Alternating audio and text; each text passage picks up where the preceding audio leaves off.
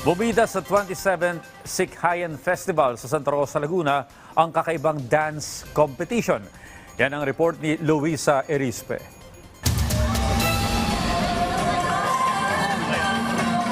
Makukulay na mga damit, masigla at masayang street dancing at parada ng tagumpay ng Santa Rosa. Yan ang bumida ngayong araw sa ika-27 Sikhayan Festival. Dumagsa pa nga ang maraming tao para masaksihan ang kakaibang talento ng mga tagalungsod. Mula sa mga salitang sikap at kabuhayan, sinasalamin ng Sikhayan ang pag-unlad ngayon ng Santa Rosa dahil sa pagsusumikap ng mga mamamayan.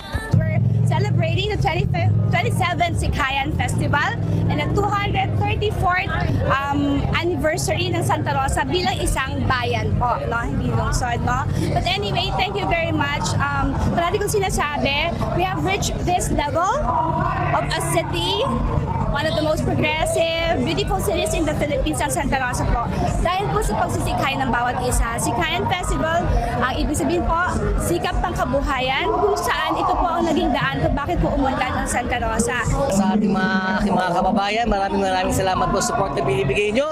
Kay Mayor Arlene, sa akin po, sa Sangguniang Panglungsod. Tuloy-tuloy ang Santa Rosa, tuloy-tuloy ang Sikhayan. Mabuhay po ang Santa Rosa. Bukod sa pag-unlad ng kabuhayan sa lungsod, kinugunita rin ang pagtulong ng patron ng Santa Rosa de Lima.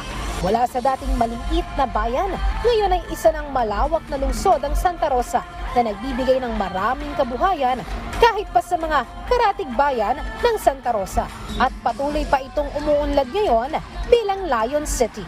We have launched again Metro New Valley, and then alam niyo naman marami tayong ginagawa ng mga establishments ngayon, and we will also be developing the city, no, sa upper part po ng ating pong lungsod. And yeah, maganda.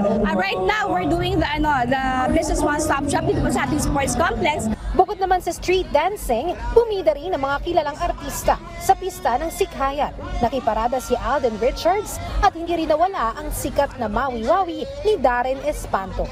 Isinabay naman sa pista ang 234th founding anniversary ng lungsod ng Santa Rosa. Luisa Erispe para sa Pambansang TV sa Bagong Pilipinas.